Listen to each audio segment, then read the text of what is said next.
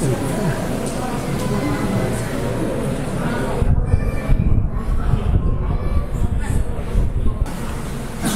الله. أي جيد جيد جيد. أمس في 3 فازوا ب100,000 من الطلاب الإعدادي. من هم؟ 3 طلاب فازوا بال100,000. من هم؟ ترجموا لهم. ترجم يا شيخ. أمس فازوا 3 أشخاص في زوجات النبي صلى الله عليه وسلم وفي ال10 المبشرين بالجنة. من هم؟ 1 2 هم 3. هم أين هم؟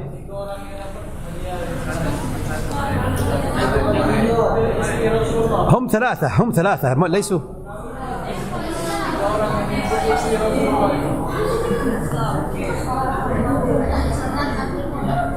أنت وأنت وأنت متأكدون؟ ما شاء الله. من ترشحون يستلم ثم يعطيكم؟ من ترشحون يستلم ثم يعطيكم؟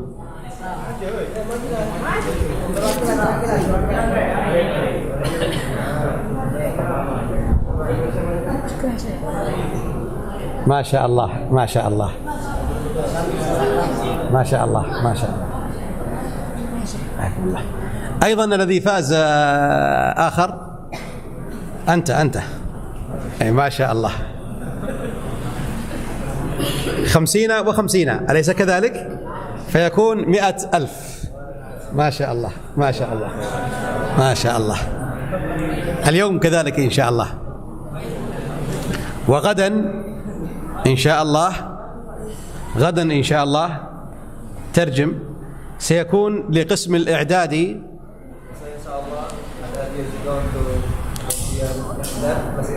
بعد صلاة الظهر في الخارج مسابقة بين 3 مجموعات منكم،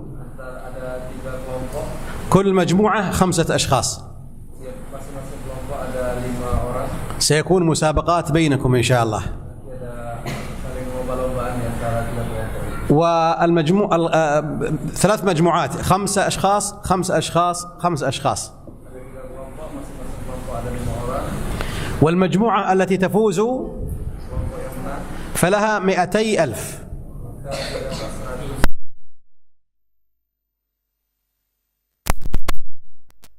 ما سمعوا؟ سمعوا؟ إن شاء الله الشيخ أبو ذر سوف يرتب لها ويختار الأسماء.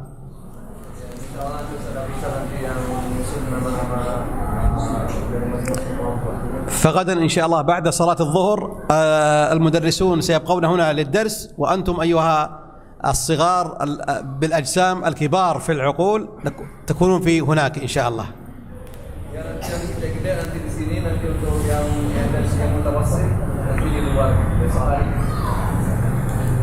طيب نبدأ اليوم. بسم الله الرحمن الرحيم. الحمد لله رب العالمين، وصلى الله وسلم على نبينا محمد وعلى آله وصحبه أجمعين. وبعد، فانتهينا من قواعد الأسماء ال7 التي أخذناها يوم أمس، ونبدأ إن شاء الله في الصفات. نبدأ بالصفات. كم أخذنا من قاعدة في الأسماء؟ 7 قواعد في الأسماء، وسنأخذ إن شاء الله 7 قواعد في الصفات. سنأخذ 7 قواعد. 7 أو 7 قواعد؟ من يجيب؟ نأخذ 7 قواعد أو 7 قواعد؟ 7 أو 7؟ 7، لأن قواعد مفردها قاعدة، والقاعدة مؤنث فيكون العدد مذكر. طيب نقول 7 قواعد أو 7 قواعد؟ قواعد أو قواعد؟ نقول قواعد لأنها ممنوع من الصرف على وزن فواعل. على وزن فواعل. من صيغ منتهى الجموع. إذن نأخذ 7 قواعد للصفات. القاعدة الأولى، صور لكم الشيخ أو ما صور بعد؟ صور لكم الشيخ؟ معكم القواعد الآن؟ الحمد لله. إذن القاعدة الأولى في الصفات: صفات الله تعالى كلها صفات كمال لا نقص فيها بوجه من الوجوه. صفات الله عز وجل كلها صفات كمال ليس فيها نقص بوجه من الوجوه. فمثلا اسم الله عز وجل الحليم فيه صفة الحلم، وأثرها ما أثرها يعني فعل الله لها احنا قلنا صفة متعدية ليست لازمة. الأثر هو الإمهال، أنه أمهل العباد يخطئون ويخطئون ويخطئون ثم لا يعاقبهم لعلهم يتوبون إلى الله. ولو يؤاخذ الله كل نفس بما كسبت ولو يؤاخذ الله كل نفس بما كسبت يلا يا أخواني، ولو يؤاخذ الله كل نفس بما كسبت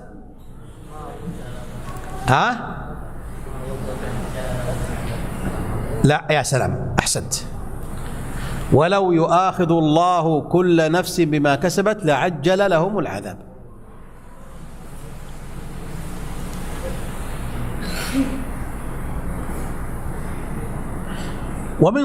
ومن أسماء الله سبحانه وتعالى الرزاق، من أسماء الرزاق، وهي فيها صفة إيش؟ صفة الرزق. وفعل الله لها،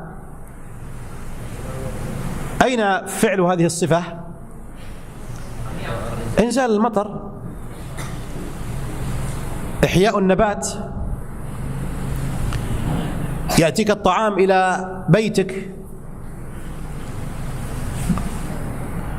الحيوانات قد أباح الله منها كثير جدا، هذه من رزق الله لك، هذا هو أثر هذه الصفة. وهناك صفات مقيدة، فإن أطلقتها فهي نقص، مثل الصفات مطلقة لا تقيد وهي كثيرة جدا، ولكن هناك صفات مقيدة لا بد أن نقيد، فإن أطلقنا فهي صفة نقص وليست صفة كمال.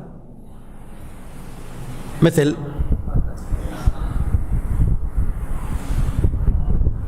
أنت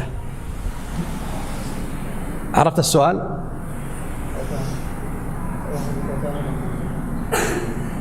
في أي سنة؟ إعدادي هنا. طيب، مثل صفة المكر، ويمكرون ويمكر الله. فإذا قيل هل من صفات الله الماكر؟ نقول لا، على الإطلاق لا بد أن نقيد، فنقول يمكر بالماكرين، لأن المكر لوحده ذم وليس مدحا، إنما المدح التقييد، فنقول يمكر بالماكرين، ويمكرون ويمكر الله والله خير الماكرين، فلا يمكر بكل أحد بل يمكر فقط بالماكرين. هل الله عز وجل يخدع؟ نقول نعم، لكنها مقيدة، يخادعون الله وهو خادعهم، تسمى صفة مقيدة، إن قيدتها كمال، وإن أطلقتها ذم ونقص في الله. طيب، من يعطيني صفة مقيدة؟ لو سألتكم من يعطيني صفة مقيدة؟ ذكرتنا صفتين الآن، المكر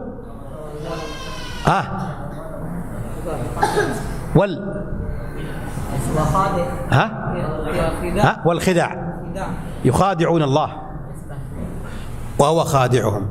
وأيضا الكيد، إنهم يكيدون كيدا وأكيد كيدا. فهل الله كائد دائما يكيد؟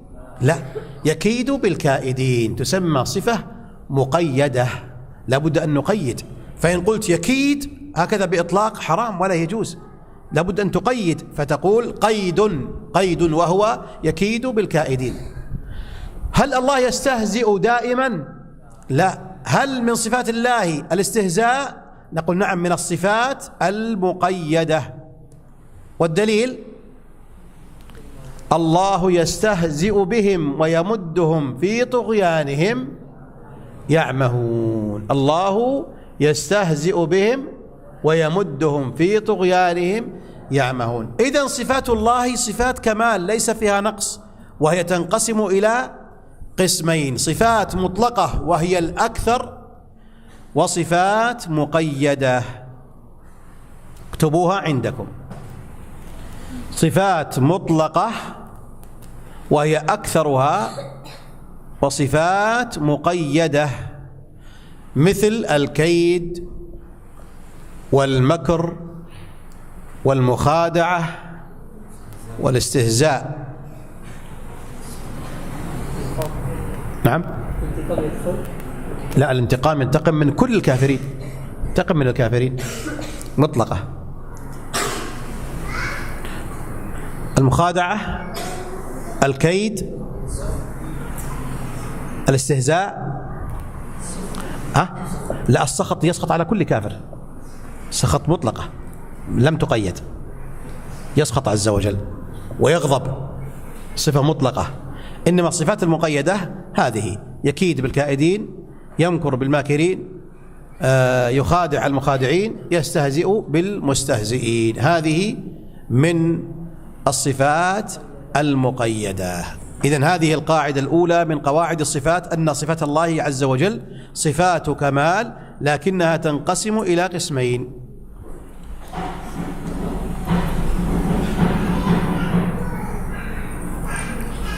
طيب، هل من صفات الله عز وجل الخيانة؟ نقول يخادع. طيب، هل يخون؟ لا، هذه كلها صفة نقص. فالله عز وجل يخادع نعم، لكن لا يخون. الله عز وجل لا يخون، لأن الخيانة كلها صفة نقص مذمومة، كما قال عز وجل: وإن يريدوا خيانتك فقد خانوا الله من قبل ما قال فخانهم، قال فأمكن منهم. وإن يريدوا خيانتك فقد خانوا الله من قبل فأمكن منهم، ولم يقل فخانهم، فأمكن منهم. طيب، ننتقل إلى الصفة الثانية: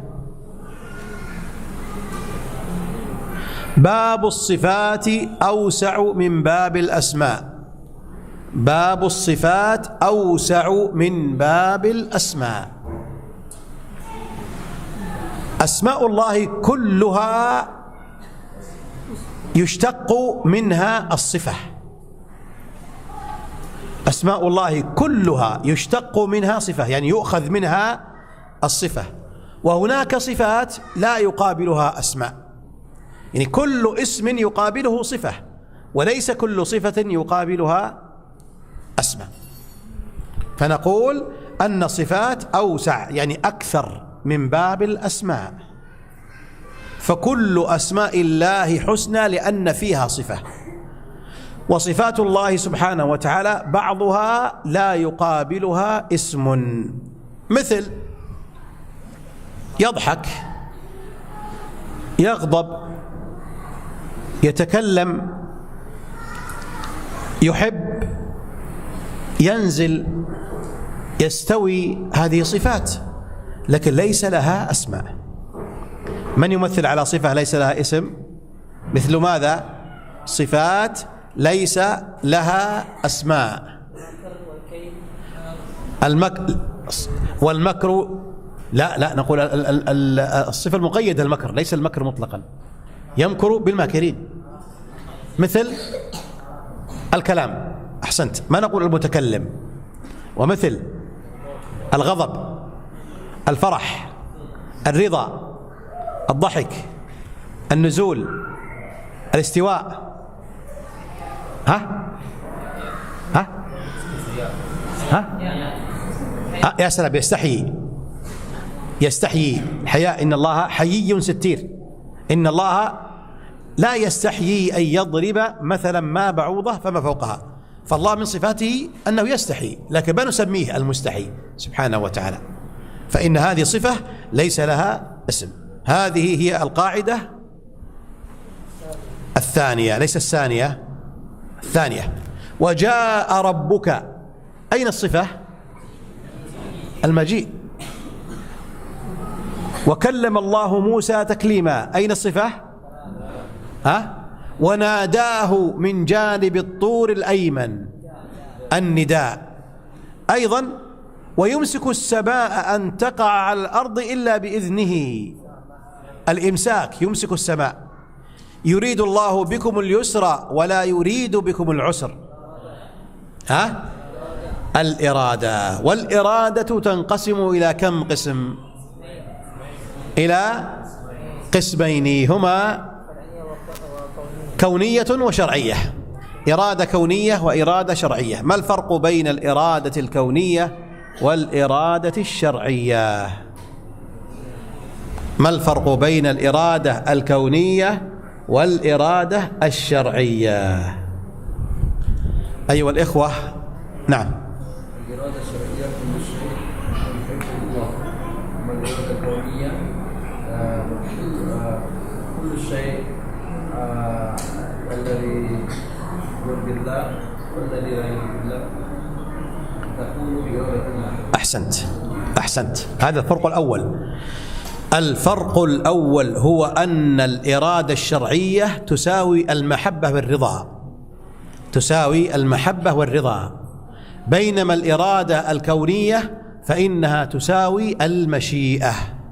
فالإرادة الكونية هي المشيئة، والإرادة الشرعية هي المحبة والرضا. هذا الفرق الأول. الفرق الأول، الإرادة الكونية هي المشيئة، يعني شاء يعني أراد، إرادة كونية. والفرق والإرادة الشرعية هي تساوي المحبة والرضا. هذا الفرق الأول. كتبت؟ اكتب. كل علم ليس في القرطاس ضاع، وكل حديث جاوز 2 شاع.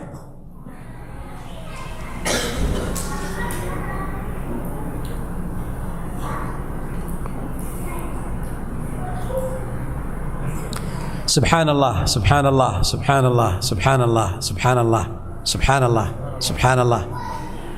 التسبيح أفضل من ضرب أخيك.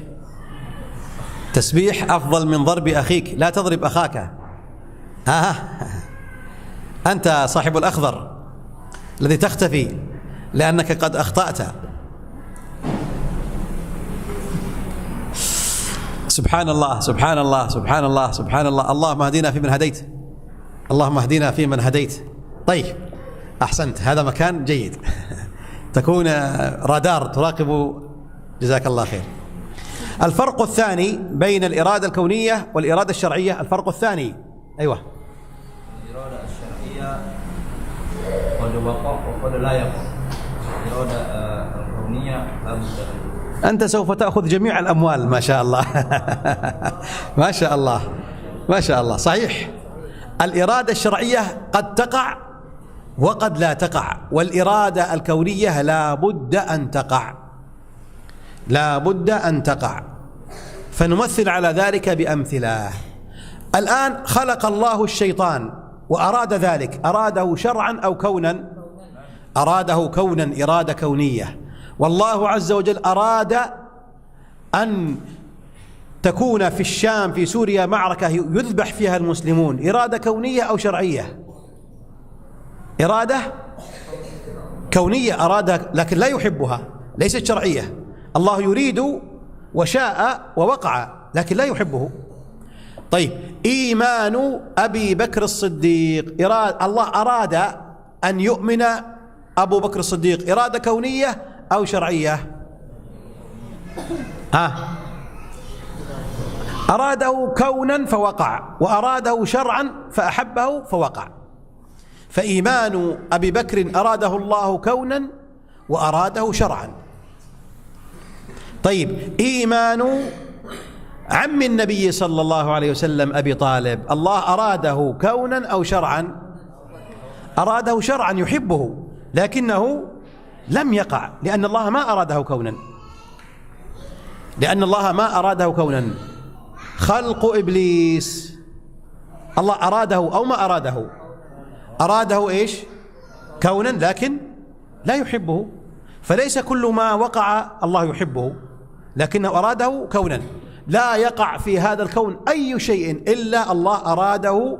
قد يكون إرادة كونية فقط، وقد يكون إرادة كونية وشرعية.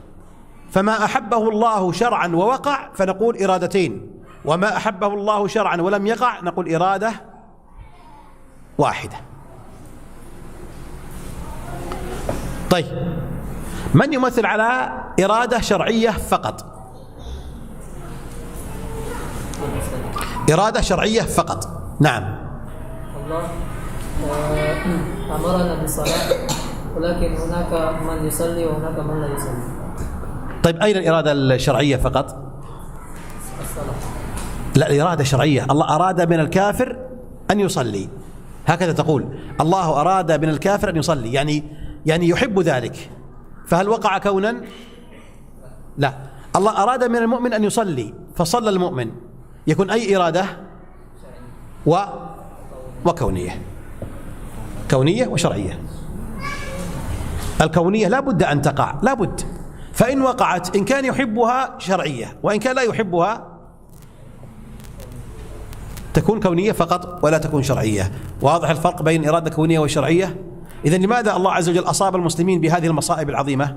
لأنه أراده كونا لكن لا يريده شرعا. طيب انتصار المسلمين على الكفار،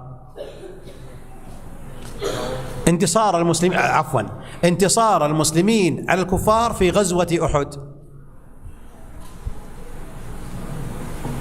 أراده كونا أو شرعا؟ كونا أو شرعا؟ أراده شرعا. طيب هل وقع أو ما وقع؟ وقع، انتصر المسلمون في غزوة أحد، انتصروا. لا، انتصر المسلمون في نهاية، انتصروا في الجملة، انتصروا. فيكون إرادة كونية وإرادة شرعية. هذه هي القاعدة الثانية. ننتقل إلى القاعدة الثالثة.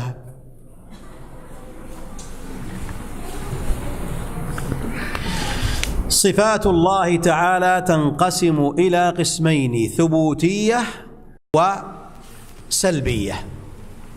ثبوتية وسلبية. الثبوتية هي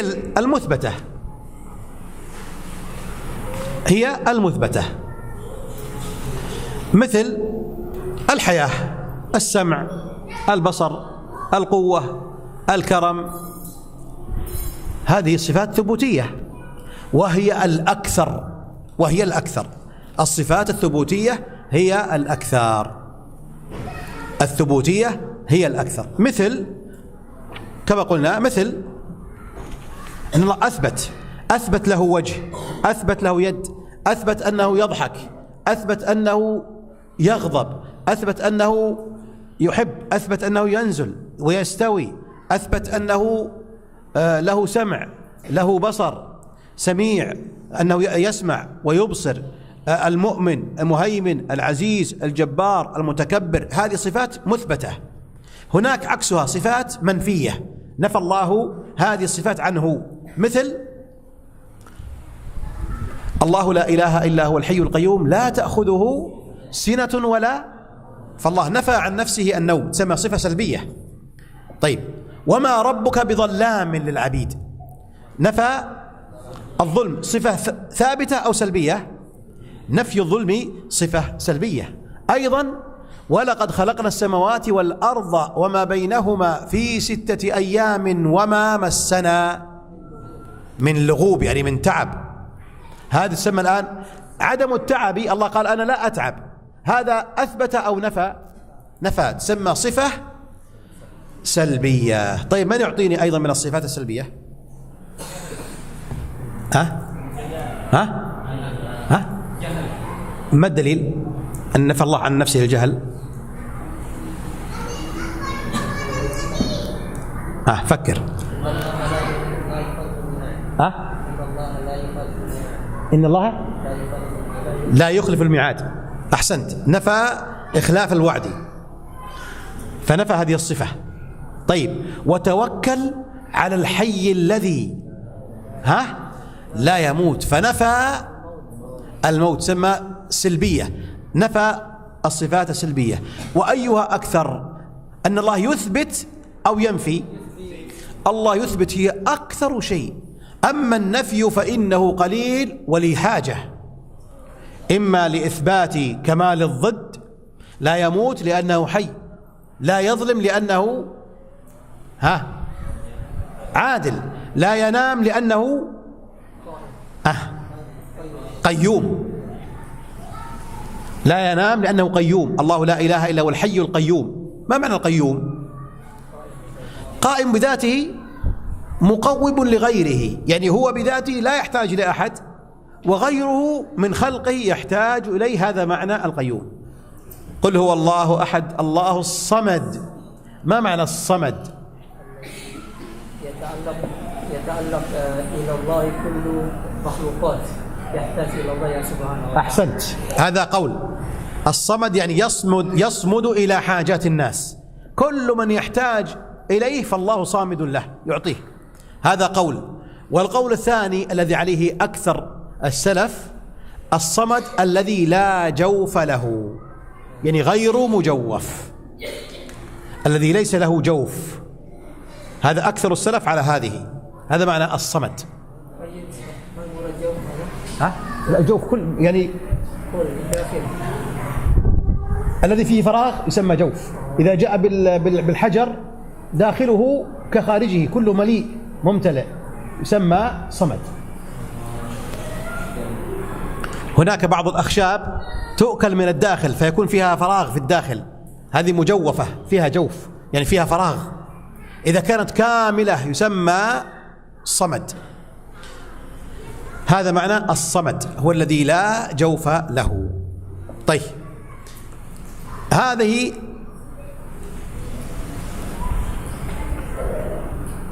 كالموت والنوم والجهل والنسيان والعجز والتعب، هذه كلها الله سبحانه وتعالى قد نفاها عن نفسه سبحانه وتعالى. القاعدة الرابعة: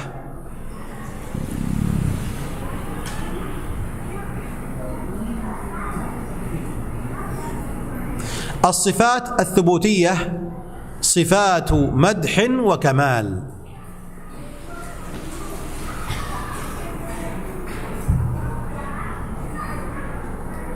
الصفات الثبوتية صفات مدح وكمال. مكتوب عندكم ماذا بعدها؟ فكلما كثرت وتنوعت دلالاتها ظهر من كمال الموصوف بها ما هو أكثر. فكلما تضيف صفة يكمل، صفة يكمل، صفة يكمل، وهكذا. طيب، لماذا الله عز وجل نفى الصفات السلبية عنه؟ قال المؤلف رحمه الله: إنما نفاها لأمور.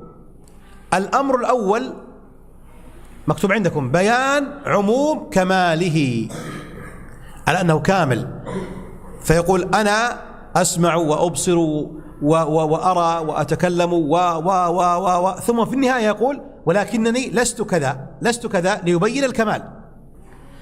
فجاء بالصفات المنفية لإثبات كماله، مثل ليس كمثله شيء، ومثل ولم يكن له كفوا أحد، لم يلد نفى الصفة، ولم يولد ولم يكن له كفوا أحد، لم يتخذ صاحبة، هذه نفي ليثبت أنه واحد، لا يحتاج إلى زوجة ولا إلى ولد ولا إلى شريك، لا شريك ولا صديق ولا أب ولا أم ولا زوجة ولا ابن ولا بنت أبدا، لكمال قيوميته سبحانه وتعالى. فالله ينفي الولد وينفي الزوجة لإثبات كمال الضد وأنه كامل لا يحتاج إلى مثل هذه. إذن واحد نفى من أجل إثبات أنه كامل غير محتاج لأحد، هذا واحد.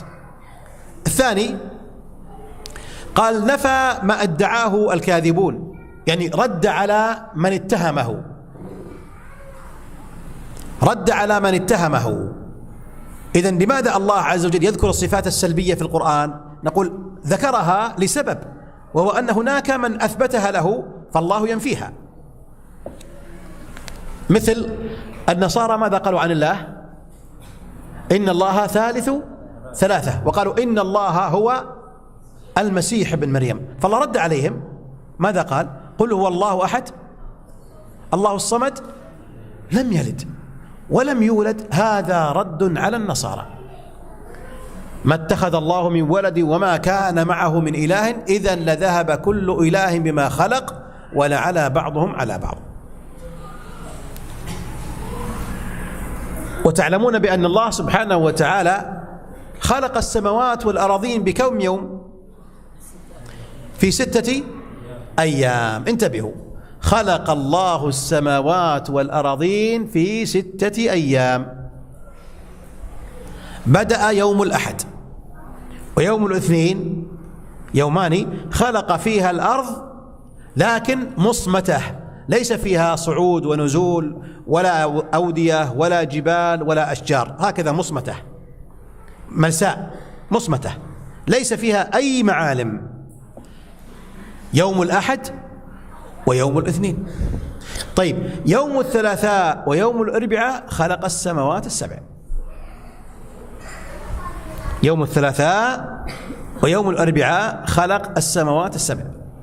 يوم الخميس ويوم الجمعة قال عز وجل والأرض بعد ذلك دحاها. ما معنى الدحو؟ قال أخرج منها ماءها ومرعاها والجبال أرساها، فشق الأنهار وأوجد الأشجار وأوجد المياه والأمطار وما يحتاجه الخلق لحياتهم. هذه في آخر يومين، في الخميس والجمعة. وقبل أن تغرب الشمس يوم الجمعة بساعة خلق الله آدم بيده يوم الجمعة، فتم جميع الخلق. طيب يوم السبت ماذا فيه؟ ليس فيه شيء. اليهود يقولون بأن الله قد تعب واستراح يوم السبت، هكذا يقولون. ولهذا إلى اليوم من عهد موسى إلى اليوم وهم يعطلون يوم السبت، لا يشتغلون ولا يحاربون ولا يقاتلون ولا يتوظف، ما يخرجون الوظائف إجازة. كل اليهود يستحيل أن يخرجوا حتى للقتال. لا لا لا لا، الله تعب واستراح، نحن نحب الله نستريح. هكذا إلى اليوم يقولون هذا الكلام. فالله ماذا يقول؟ ولقد خلقنا السماوات والأرض وما بينهما في 6 أيام وما، فهنا رد على اليهود، رد عليهم قال وما مسنا من لغوب. فالله ما ابتدأ وإنما رد، يعني ما بدأ، ما قال ما مسنا من لغوب إلا بعدما قال اليهود بأنه قد تعب. سبحانه وتعالى عما يقول الظالمون علوا كبيرا. طيب الثالثة قال دفع توهم نقص من كماله فيما يتعلق بهذا الأمر المعين. وما خلقنا السماوات والأرض وما بينهما لاعبين. وقال ولقد خلقنا السماوات والأرض وما بينهما في 6 أيام وما مسنا من لغوب.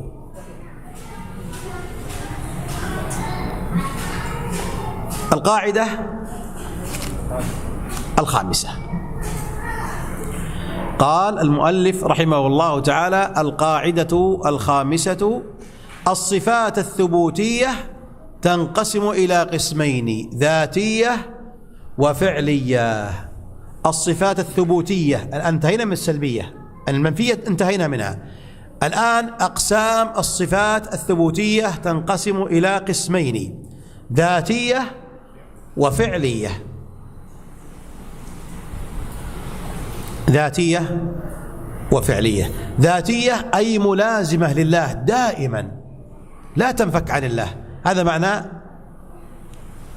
ذاتية، يعني لازمة لله لا تنفك عنه أبدا، لازمة لله دائما مع الله. مثل الوجه، وجه الله دائما معه عز وجل، لا يأتي وقت يخلو منه وجهه يكون بلا وجه، مستحيل. اليد صفة ذاتية. السمع، الله دائما يسمع دائما، حتى قبل أن يخلق الخلق فيه صفة السمع موجودة فيه، حتى قبل أن يخلق فيه هذه الصفة. طيب العلم، هل كان جاهلا ثم علم سبحانه؟ لا، فنقول صفة العلم صفة ذاتية، يعني في ذاته معه ملازمة له دائما قبل وبعد، مستمرة، ليس لها بداية وليس لها نهاية. صفة الحياة ذاتية أو فعلية؟ الله دائما حي قبل وبعد، ليس لها بداية وليس لها نهاية.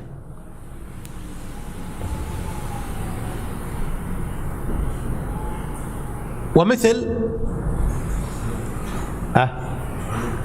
العلو، جزاك الله خيرا، العلو، فالله دائما عالي على خلقه.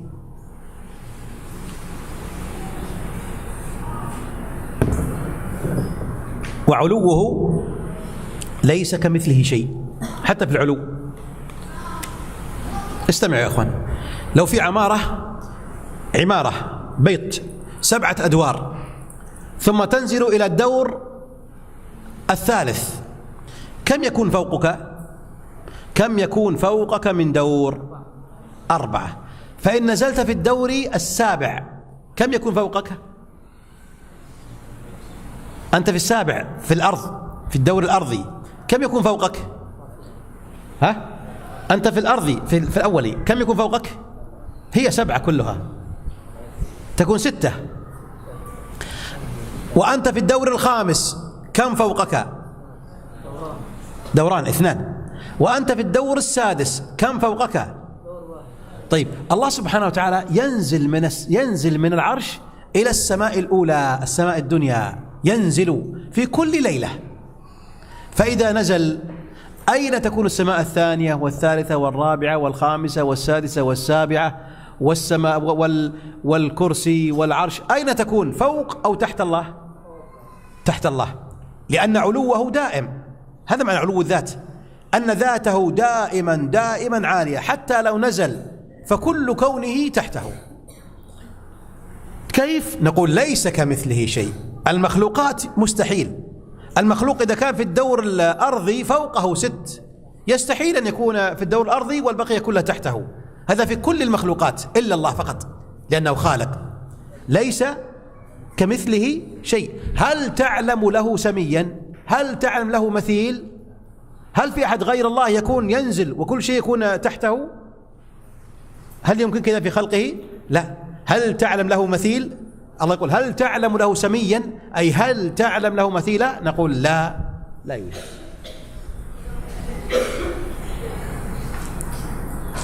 سبحان الله، السماوات والأراضين والكون كله بيد الله كخردله. طيب كيف الله ينزل للسماء الدنيا وهي صغيرة جدا؟ نقول ليس كمثله شيء. عقلك لا يمكن أن يتصور مطلقا، يستحيل أن يتصور العقل الصغير الذي خلقه سبحانه وتعالى، مستحيل. طيب الله عز وجل إذا نزل إلى السماء الدنيا متى ينزل؟ كل الليل أو في جزء منه؟ جزء في الثلث الأخير من الليل. هل الثلث الأخير من الليل ثابت أو يتحرك؟ يتحرك. في أندونيسيا والسعودية 4 ساعات فرق، 4 ساعات فرق. أنتم هنا يؤذن الفجر عندكم ونحن في الثلث الأخير من الليل، فإذا انتهى من عندنا يذهب إلى المغرب، عندهم الثلث الأخير من الليل، وهكذا. هل الله دائما ينزل في كل اليوم؟ في كل الليل الله ينزل؟ لا، في الثلث الأخير. وهل الثلث الأخير ثابت أو متحرك؟ في كل الليل ثلث أخير في العالم. تقول كيف؟ نقول الله أعلم، ليس كمثل شيء، عقلنا لا يمكن يتصور، يستحيل. لو تحاول تفكر ما تستطيع، لو تحاول أن تفكر لا يمكن، لا تستطيع، لأن الثلث الأخير يتحرك في كل الليل ثلث أخير. طيب هل الله دائما ينزل في الليل؟ نقول لا، فقط في الثلث الأخير. طيب أي ثلث أخير، عندنا أو عندهم أو عند هذا أو عند هذا؟ نقول الله أعلم، هذا لا نتكلم فيه، لأن العقل لا يمكن إطلاقا أن يتصور، يستحيل. فعلو الله علو ذات ولا علو فعلي؟ صفة ذاتية أو فعلية؟ ذاتية، يعني الله دائما فوق، حتى لو نزل فهو فوق. هذا معنى يا أخوان علو الذات. العلي من الصفات الذاتية، أي أن الله دائما عالي بذاته عز وجل.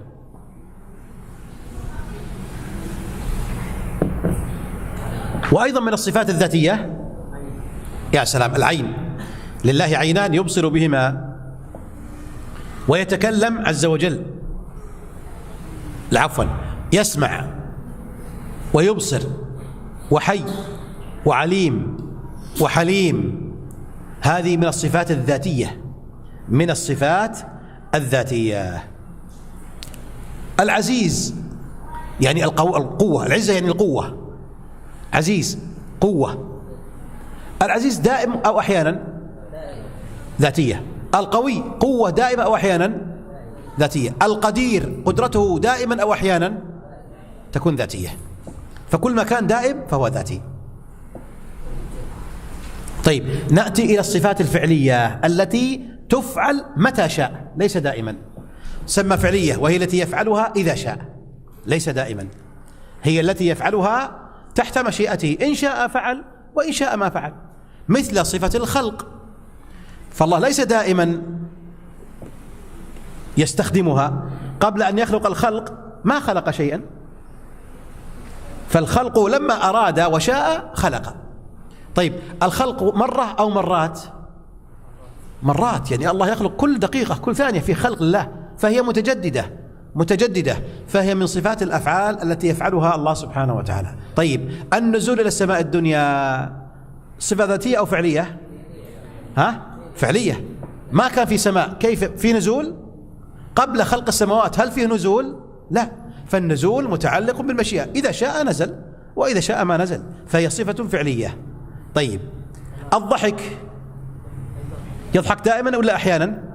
أحيانا، فيكون من الصفات الفعلية، من الصفات الفعلية. الغضب من الصفات الفعلية، الغضب من الصفات الفعلية. الرزق، يرزق، ما كان في أحد كيف يرزق؟ فصفات فعلية أو ذاتية؟ الرزق من الصفات الفعلية. الحب والبغض، يحب بعض خلقه، قبل الخلق ما كان فيها استخدام المحبة، فالمحبة والغضب والبغض والكراهية هذه من الصفات الفعلية، لأنها تتعلق بمشيئة الله، إن شاء فعل وإن شاء لم يفعل، تسمى صفات فعلية. إذن صفات الله تنقسم إلى قسمين: ثبوتية وسلبية منفية. ثم نقول الثبوتية كذلك تنقسم إلى قسمين: ذاتية وفعلية. وصلى الله وسلم على نبينا محمد. أعطيكم 4-5 دقائق سؤال حتى يعني يأتي الشيخ من عنده سؤال يتفضل.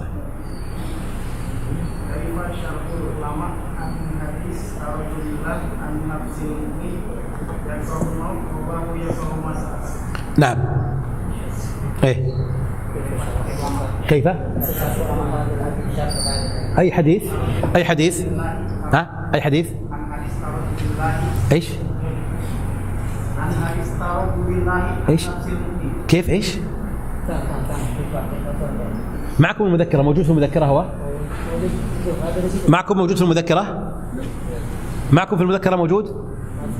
أنا أسألكم، معكم في المذكرة موجود الحديث أو غير موجود؟ ما الذي معك؟ أي مذكرة؟ أي مذكرة هذه؟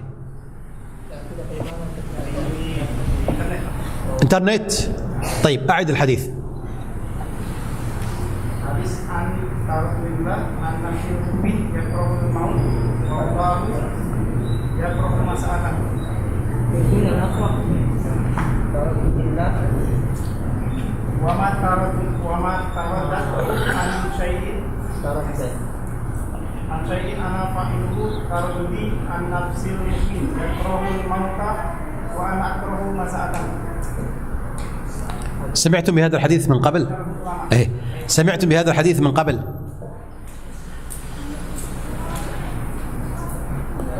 قال عليه الصلاة والسلام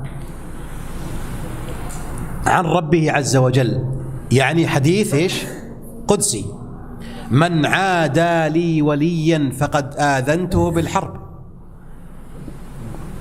وما تقرب إلي عبدي بشيء أحب إلي مما افترضت عليه، ولا يزال عبدي يتقرب إلي بالنوافل حتى أحبه، فإذا أحببت كنت سمعه الذي يسمع به، وبصره الذي يبصر به، ويده التي يبطش بها، ورجله التي يمشي عليها، ولئن سألني لأعطينه، ولئن استعاذني لأعيذنه، وما ترددت عن شيء أنا فاعله ترددي في نفس عبد المؤمن يكره الموت وأنا أكره مساءته. هكذا، هذا في البخاري، وهو حديث عظيم. ومعنى هذا الكلام أن الله عز وجل يقول أن نفس المؤمن الطيب هذه عندي عظيمة، يعني الله يحب المؤمن التقي الطيب، يحبه، حتى أن الله عز وجل إذا أراد أن يقبض روحه، طبعا قبض الروح فيها ألم، أليس كذلك؟ إذا جاء ملك الموت لقبض روحك فيها ألم شديد، تقول فاطمة: وكرب أبتاه، قال: ليس على أبيك كرب بعد اليوم، في كرب لكن بعد اليوم ليس هناك كرب. فالله عز وجل إذا أراد أن يقبض روح المؤمن يتضايق ويحس بالألم، فالله عز وجل يقول: ما ترددت عن شيء أنا فاعله كترددي في هذا، يعني الله يتردد هل يقبض أو ما يقبض، لأن العبد يتألم المؤمن، فالله لا يحب أن يرى عبده يتألم، فالله يقول: ما ترددت عن شيء ترددي في قبض روح هذا المؤمن. قال: وما ترددت عن شيء أنا فاعله ترددي في قبض عبد المؤمن يكره الموت وأنا أكره، الله يقول: وأنا أكره أن أسيء إليه، أكره مساءته، يعني أكره الإساءة إليه بقبض الروح. واضح؟ الذي فهم ممكن يترجم له باللغة الأندونيسية. سؤال آخر؟ نعم شيخ. إيه؟ أخبار الله سبحانه وتعالى أنه ينزل إلى سماء. نعم. في أي دور؟ السماء الدور الأول. السماء الدنيا الأولى، الدنيا القريبة، قريبة إلينا، ليس السماء السابعة بعيدة جدا إلى السماء الدنيا.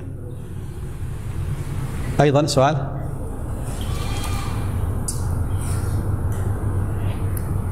بقي شيء؟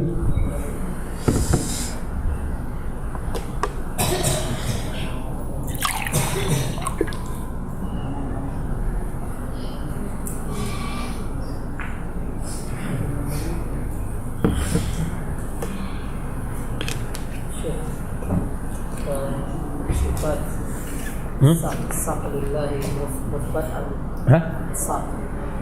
الساق يقول من الصفات المثبتة الذاتية أو المثبتة الفعلية. الساق، هل الساق دائم مع الله أو أحيانا ينفصل عن الله؟ دائم، فيكون من الصفات إيش؟ الذاتية الثبوتية، لأنها ثبتت في الكتاب والسنة، جاءت في القرآن الكريم كما أنها جاءت في السنة، في أن الله عز وجل له ساق وله قدم وله رجل، له قدم عز وجل وله رجل عز وجل وله ساق سبحانه وتعالى، كما أن له يد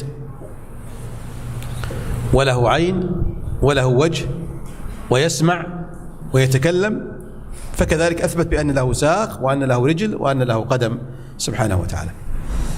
والله أعلم، وصلى الله وسلم على نبينا محمد.